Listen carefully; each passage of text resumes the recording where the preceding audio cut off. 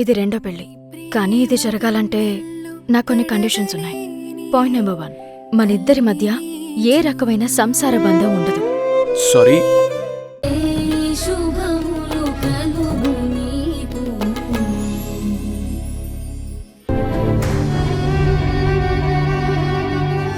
చరణ్ ని నా మనసులో నుంచి తీసేయాలని, రేఖకి చరణ్ కి పెళ్లి అవ్వాలని కావాలని నేను రఘుతో పెళ్లి కొప్పుకున్నాను. నీకు తెలుస్తుందా? నా పెళ్లి ఆగిపోయింది. ఇప్పుడు చరణ్ గారు కూడా నా గురించి ఆలోచిస్తూ ఉంటారేమో. ఆయన ఏం ఆలోచిస్తే నీకెందుకు? నువ్వు ఆయన గురించి ఆలోచించకుండా ఉండు చాలు. చరణ్ నీ మనసులో లేడు.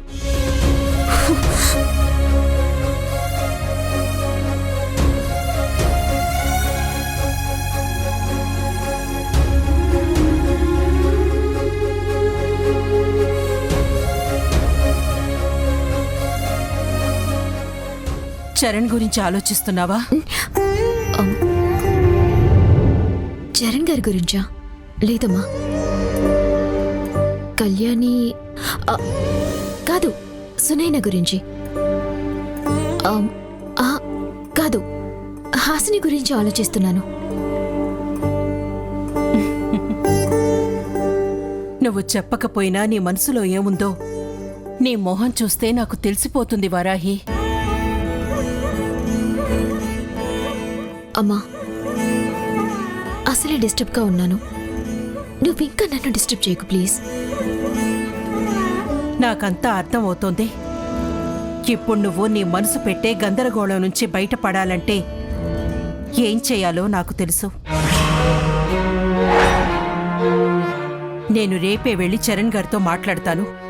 చరణ్ గారితోనా? ఏం మాట్లాడతావు?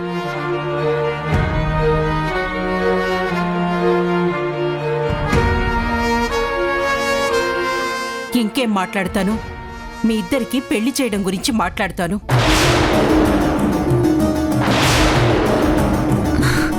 మా ఇద్దరికి పెళ్ళా? అమ్మా, నువ్వే మాట్లాడుతున్నావు. అయినా మా ఇద్దరికి పెళ్ళేంటి? నువ్విలాంటి ఆలోచనలు అస్సలు చేయొద్దు. నువ్వేంటమ్మా ఇలా మాట్లాడుతున్నావు? నేనేం రఘుతో పెళ్ళనట్లేదు, చరణ్ గారితో పెళ్ళంటున్నాను. చరణ్ గారితో నాకు పెళ్ళేంటమ్మా? అవును, మీ ఇద్దరికే పెళ్ళవ్వాలి. ఇది నేను చెప్పే మాట కాదు, దేవుడు నిర్ణయించింది. అందుకే రేఖతో ఆయన పెళ్లి ఆగిపోయింది, రఘుతో నీ పెళ్లి ఆగిపోయింది. ఇప్పుడు ఇంకా కాదనడం ఎందుకు? అమ్మా, నేను మన రెండు కుటుంబాలు కలవటం కోసమే రేఖకి చరణ్ గారికి పెళ్లి చేయాలని ట్రై చేశాను.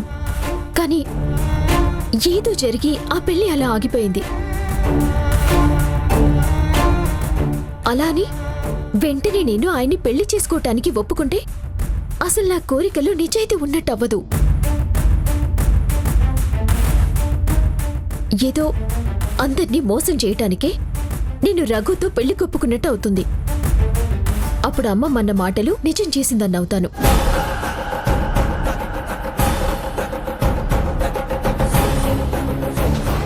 అలా వద్దు.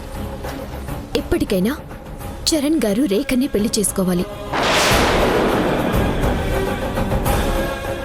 అరుంధతి గారి కోపం తగ్గాలి. చరణ్ గారు రేఖని పెళ్లి చేసుకోవడం జరిగే పని కాదమ్మా. ఆయనింక నువ్వు కూడా ఒప్పించలేవు. ఎందుకు ఒప్పించలేను? తప్పకుండా ఒప్పిస్తాను. ఇక నుంచి నువ్వు ఆయన చెప్పేది వింటావేమో కానీ ఆయన నీ మాట వినడని నాకు అనిపిస్తోంది. నీకెందుకమ్మా అలా అనిపిస్తోంది? అరుంధతి 25 లక్షలు ఇచ్చినప్పుడు ఆయన నీ మాటని పక్కన పెట్టారు. నిన్ను చాలా ఆప్యాయంగా మందలించారు.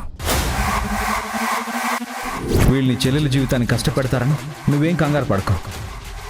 ఏం జరిగినా అని నేను చూసుకుంటాను. నీకోసం నేను నిలబడతాను. ఆ మందలింపులో నీకు మేలు చేసే పనులే ఆయన చేస్తారని, కీడు చేసే పనులు అస్సలు చెయ్యరని అర్థమైపోయింది వారాహి.